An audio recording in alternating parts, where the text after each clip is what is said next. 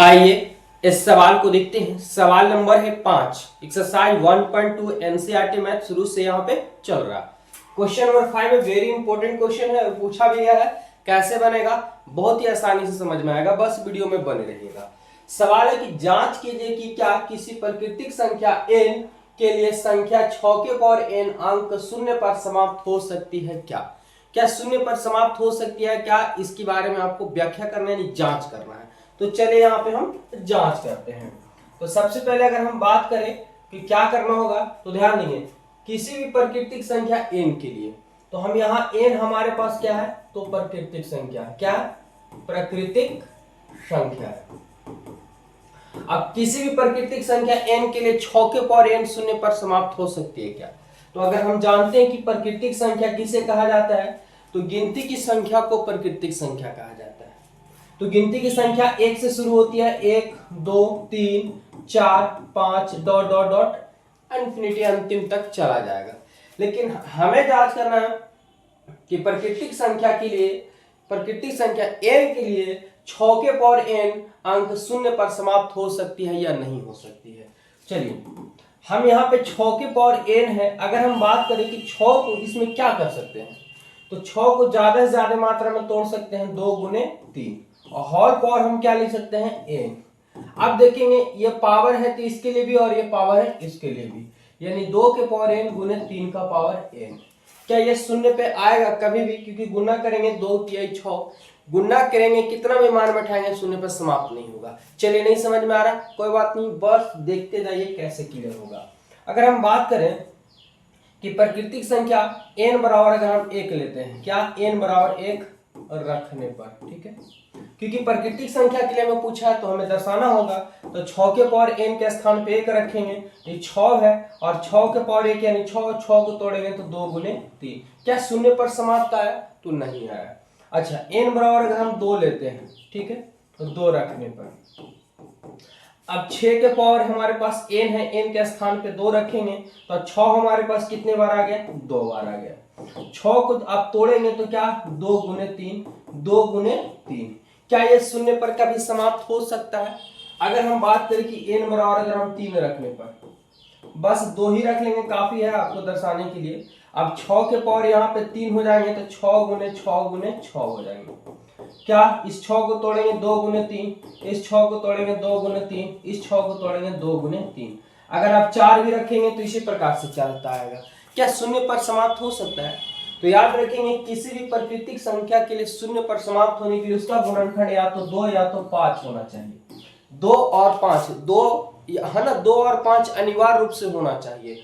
क्या 2 और 5 अनिवार्य रूप से होना चाहिए, लेकिन 2 तो है लेकिन इसमें 5 नहीं है। 5 होना चाहिए तो ही जाकर के 5 गुना 10 आएगा, यानी 0 पर समाप्त होगा, लेकिन 2 और 3 है।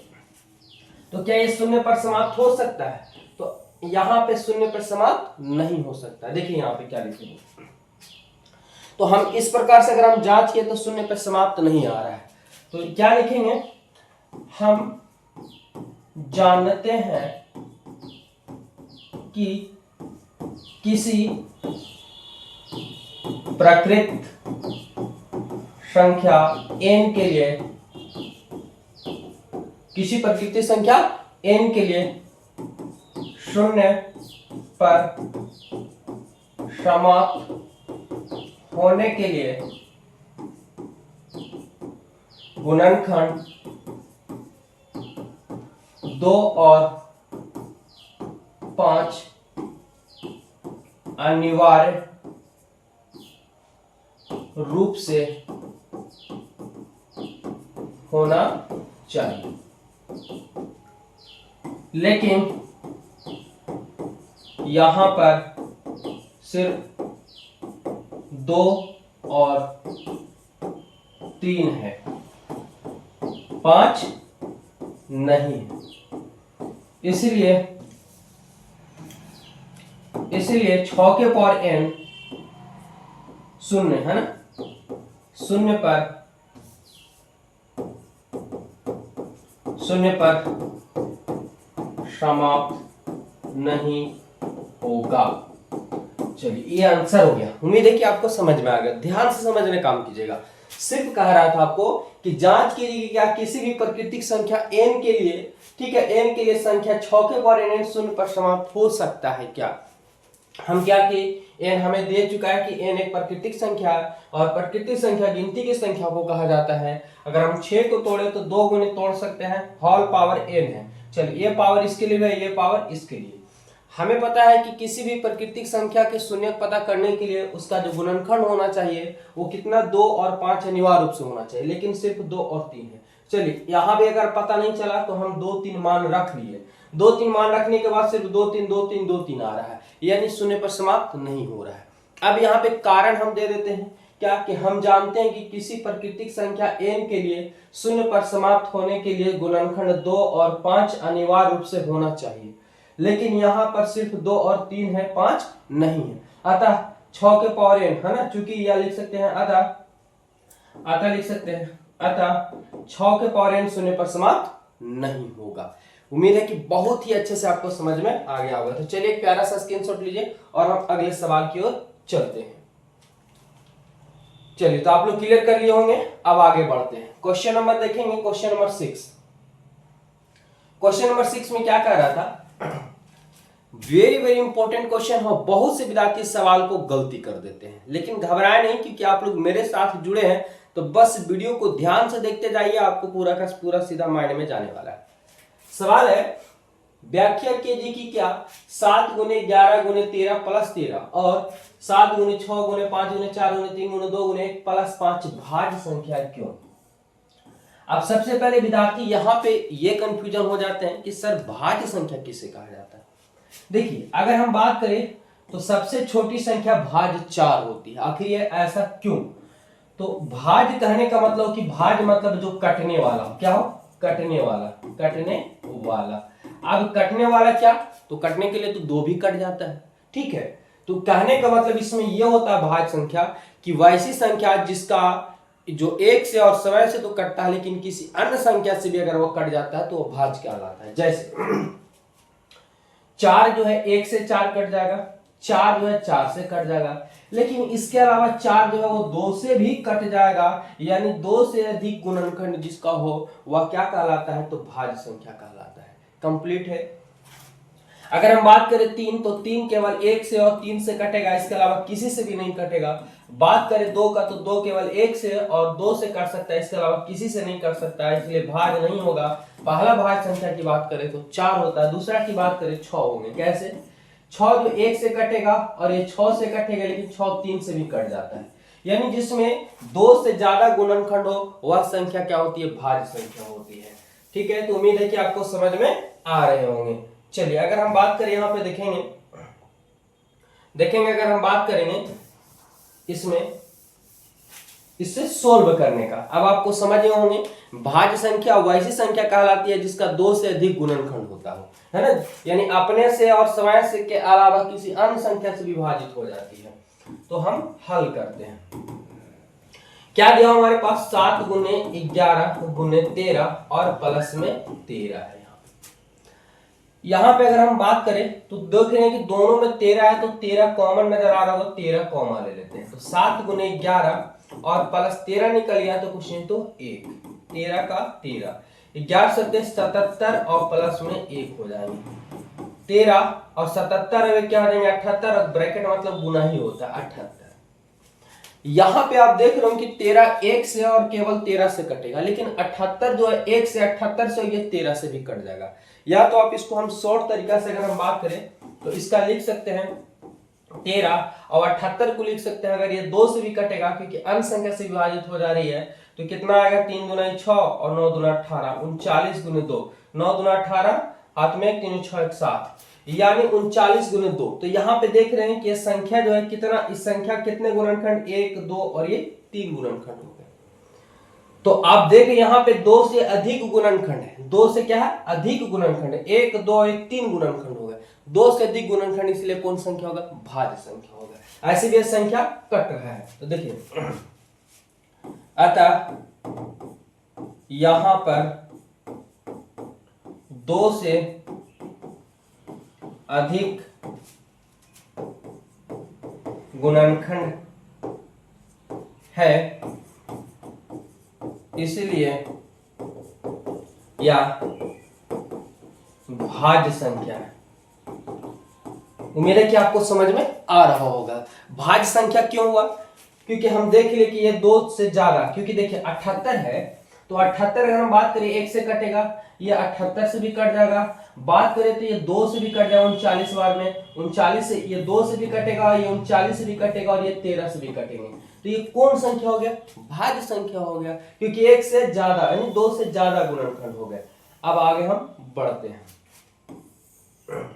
पुनः अगर हम पुनः बात करें तो हमारे पास क्या दिया हुआ है? 7 गुने 6 गुने 5 गुने 4 गुने 3 गुने 2 और प्लस गुने, ठीक है, 2 गुने 1 और प्लस में हमारे पास है 5। यहां भी आपको सेम कंडीशन नजर आ रहे होंगे कि इसमें भी आप देख रहे हो दोनों में 5 है, तो हम 5 क्या कर लेते हैं? कॉमन ले लेते हैं। चलिए 5 अगर हम कॉमन ले लेते हैं तो क्या बचेगा हमारे पास? 7 गुने 6 गुने 4 गुने 3 गुने 2 और प्लस यहाँ पे हमारे पास 1 लिखे या ना लिखे कोई दिक्कत नहीं है। इसको अगर आप गुना करेंगे 7×42, ठीक है, और 42 गुने 4 गुने 3 गुने 2 तो आएगा 1008 आएगा प्लस में 1। अब 5 का 5 गुना 1008 में जोड़ेंगे तो 1009 हो जाएगा। यहां पे विद्यार्थी सबसे बड़ा कंफ्यूजन होते हैं कि सर ये तो ये इससे कटेगा नहीं और ये इससे भी कटेगा नहीं, क्योंकि दोनों अभाज्य संख्या है, लेकिन यहां हमें दर्शाना है कि ये भाज्य संख्या आखिर है तो ये क्यों है। तो चलिए इसको हम शॉर्ट तरीका से आपको समझाते हैं। यहां पे नहीं कट रहा है तो हम यहां पे क्या करेंगे? गुना कर लेते हैं। 9 पचे क्या हो जाएगा? 9 पचे 45 के 5 हाथ में 4, 0 का 0 लेकिन हाथ से 4 का 4, ये 0 का 0 और ये 5 का 5। अब ये जो संख्या है तो ये संख्या भाज्य संख्या हो जाएगा। क्यों? क्योंकि देखिए ये संख्या जो 5 से भी कटेगा, ध्यान समझिएगा। ये संख्या कितना से कटेगा? 5 से कटेगा।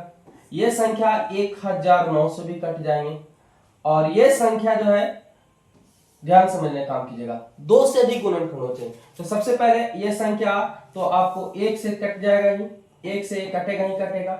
अच्छा ये संख्या 5045 से भी कटेंगे। अच्छा ये संख्या 5 से भी कट जाएगा और ये संख्या 1009 से भी कट जाएगा।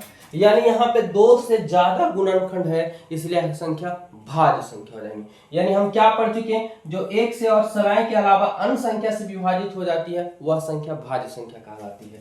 तो यहाँ पे भी हमें वही लिखना होगा, क्या कि यहाँ 1 से अधिक गुणनखंड, 2 से अधिक गुणनखंड है, अतः यहाँ पर है ना, यहां पर 2 से अधिक गुणनखंड है। चाहे तो आप लिख सकते हैं यह संख्या 1, 5, 1009 और 5005 से विभाजित है, यानी 2 से अधिक गुणनखंड है, इसलिए संख्या भाज्य संख्या है। तो लिख दिया जाता है यहाँ पर 2 से अधिक गुणनखंड है ना, गुणनखंड है, इसलिए यह भी एक भाज्य संख्या है और ये आपका आंसर हो गया। तो उम्मीद है कि बहुत ही अच्छे से समझ में आया होगा। हमारे पास भाज्य संख्या दर्शाने के लिए दिया गया, तो हम क्या किए? संख्या दिया हुआ दोनों में 13 कॉमन लिए, यहाँ पे आ गया 13 गुने 78। अब ये 2 से अधिक गुणनखंड है, चाहे यहाँ पे आप कह सकते हैं कि 13 से भी कट रहा है, 78 से भी कट रहा है ना, और ये 1 से भी कट रहा है, यानी 2 से अधिक गुणनखंड हो जाएंगे। ठीक है, तो यहाँ पर 2 से अधिक गुणनखंड है, इसलिए यह संख्या भाज्य संख्या है। यहाँ भी सेम टू सेम कंडीशन हो कि 2 से अधिक गुणनखंड है, तो पता चल गया कि 1 से और 1 5045 से भी कटेंगे, साथ ही ये 1009 से भी कट जाएंगे, तो 2 से अधिक गुणनखंड हो गए, इसलिए कौन संख्या? भाज्य संख्या है। एक इसे रोक करके चाहे आप बना लीजिए या स्क्रीनशॉट लीजिए, अगले सवाल की ओर चलते हैं। चलिए अगर हम बात करें आखिरी सवाल है इस चैप्टर का, देखिए क्या दिया हुआ है, बहुत प्यारा सा क्वेश्चन है। सवाल हमारे पास है कि किसी खेल के मैदान के चारों, किसी एक खेल का ऐसा मैदान है जिसके चारों ओर एक वृत्ताकार पार्ट है, ठीक है, ठीक है।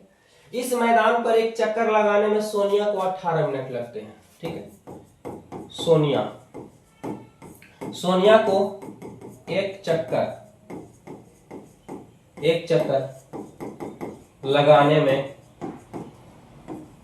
लगा समय, कितना समय लग रहा है ध्यान समझेगा। लगाने में कितना, तो 18 मिनट का समय लग रहा है। आगे उसी पे कि जबकि इसी मैदान पर एक चक्कर लगाने में रवि को 12 मिनट, तो हम क्या लिखेंगे, इसलिए रवि है ना, रवि को एक चक्कर लगाने में लगा समय कितना लग रहा, तो कहेंगे सर 12 मिनट का समय लग रहा। ध्यान समझिए, बहुत छोटा क्वेश्चन है, सिर्फ आपको दर्शाने हैं। तो एक खेल का मैदान है जिसके चारों ओर एक पार्ट है, यानी रास्ता है, जिसपे एक चक्कर लगाने में सोनिया को 18 मिनट और रवि को लगाने में 12 मिनट। वे दोनों एक ही स्थान से एक ही समय पर चलना प्रारंभ करते हैं, एक ही दिशा में चलते हैं, तो कितने समय बाद वह प्रारंभिक स्थान पर मिलेंगे। ध्यान समझेंगे, यानी एक स्थान से दोनों चलना प्रारंभ करते हैं और आगे एओ का 18 मिनट, एओ को 12 मिनट लगता है, लेकिन बोल रहा है कि एक ही दिशा में चलते हैं और एक ही बिंदु पर फिर से पहुंचने के लिए उन लोगों को कितना समय लगेगा, कितने समय बाद वो पुनः एक दूसरे से मिलेंगे।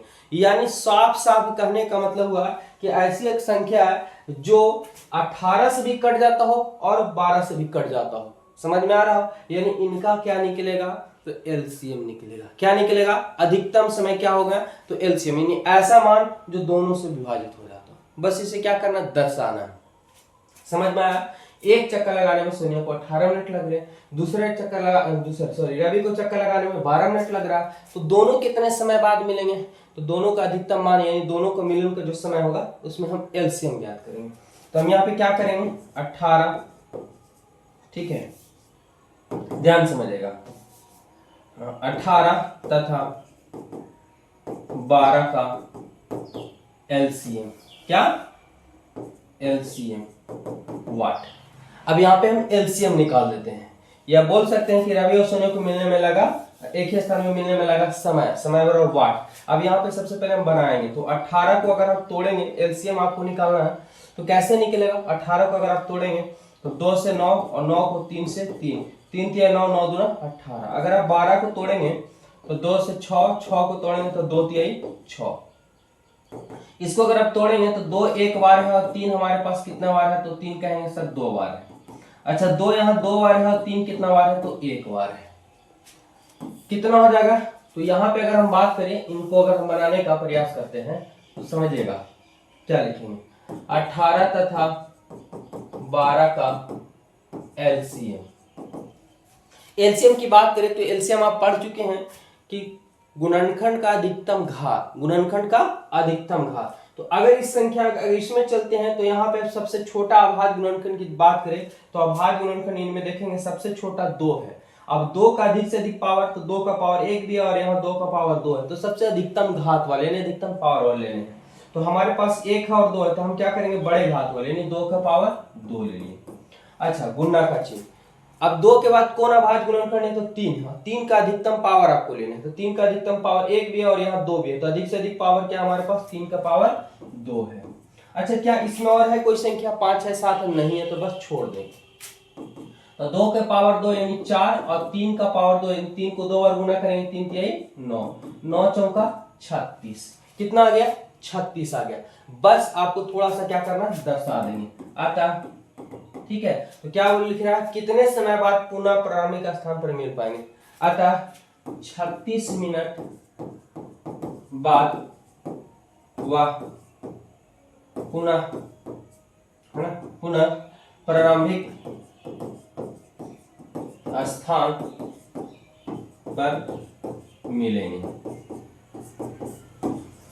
ठीक है, तो समझ गए होंगे कि सोनिया को एक चक्कर लगाने में 18 मिनट और रवि को लगाने में 12 मिनट, दोनों को क्या ज्ञात करेंगे, एलसीएम ज्ञात करेंगे। अधिकतम समय पूछा है आपसे, यानी अधिक से अधिक कितना समय लगेगा, तो एलसीएम। सबसे कम समय पूछेगा तो मसा, ठीक है। अधिकतम समय तो हम एलसीएम यहाँ पे ज्ञात कर दिए, मसा है, तो अतः 36 मिनट बाद पुनः प्रारंभिक स्थान पर मिलेंगे और ये आपका कंप्लीट हो गया। तो उम्मीद है कि बहुत ही अच्छे समझ में आया होगा। वीडियो को लाइक कीजिए और चैनल को फॉलो कर लीजिए यहाँ पे, और एवरीडे क्लास चैप्टर पर चैप्टर आपको देखने को मिल रहा है और अगला चैप्टर कल हम शुरुआत करेंगे। तब तो इस वीडियो में यहीं तक रहने देते हैं, धन्यवाद।